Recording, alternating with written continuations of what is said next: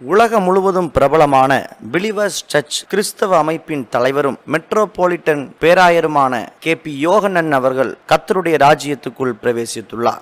4 தினங்களுக்கு முன்பு அமெரிக்கா வந்திருந்த அவர் காலை நேரத்தில் நடைபயிற்சி மேற்கொண்டிருக்கும் போது அடையாளம் தெரியாத வாகனம் ஒன்று இவர் மீது மோதியது. காயமடைந்த அவர் மருத்துவமனையில் அனுமதிக்கப்பட்டு தற்போது கர்த்தருடைய ராஜ்யத்துக்குள் இளைப்பாற சென்றுள்ளார். யார் இந்த KP யோகனான்?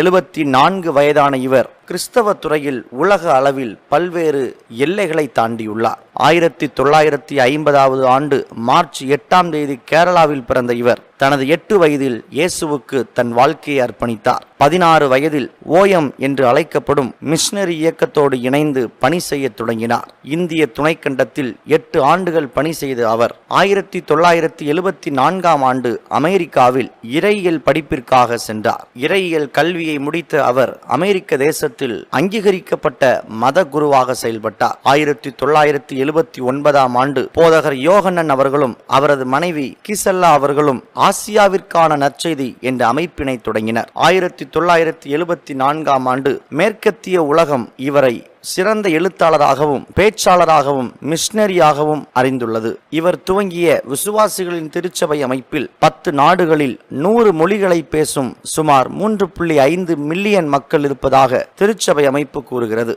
மறைந்த திரு யோகனான் அவர்கள் அமெரிக்க தேசத்தில் 39 புத்தகங்களையும் இந்தியாவில் 200க்கும் மேற்பட்ட புத்தகங்களையும் எழுதியுள்ளார். மறைந்த போதகர் யோகனானின் வானொலி ஒளிபரப்பு ரோட் டு ரியாலிட்டி என்ற பெயரில் அமெரிக்கா, கனடா, இங்கிலாந்து மற்றும் ஆஸ்திரேலியாவில் உள்ள 900க்கும் மேற்பட்ட வானொலி நிலையங்களில் கேட்கப்படுகிறது. கடந்த 25 ஆண்டுகளாக தினசரி ஒளிபரப்பான ஆன்மீக பயணம் என்ற ஆத்மேய யாத்திரை நிகழ்ச்சியும் இவரால் செய்யப்பட்டுள்ளது. 25 ஆண்டுகள் தினந்தோறும் ஒளிபரப்பான இந்த நிகழ்ச்சி 14 நாடுகளில் 113 ஆசிய மொழிகளில் ஒளிபரப்பப்படுகிறது என்பது வானொலி வரலாற்றில் மிக பெரும் சாதனையாக பார்க்கப்படுகிறது. பல்வேறு தேச தலைவர்களோடு தனிப்பட்ட முறையில் நெருங்கி பழகும் வாய்ப்பை பெற்றவர். நாம் தற்போது பார்ப்பது நேபாளத்தின் முன்னாள் பிரதமர் மத்வா குமார் அவர்களோடு எடுத்துக்கொண்ட புகைப்படம். இதுபோன்று பல தலைவர்களோடு நெருங்கி பழகும் வாய்ப்பை பெற்ற இவர் பல்வேறு கிறிஸ்தவ அமைப்புகளையும் இறையியல் கல்லூரிகளையும் உருவாக்கி பல எல்லைகளை தாண்டிய போதகர் பல காரியங்களில் நமக்கு முன்னோடியாக விளங்குகிறார். விசுவாசிகளின் கிழக்கிந்திய திருச்சபையின் ஸ்தாபகராகவும்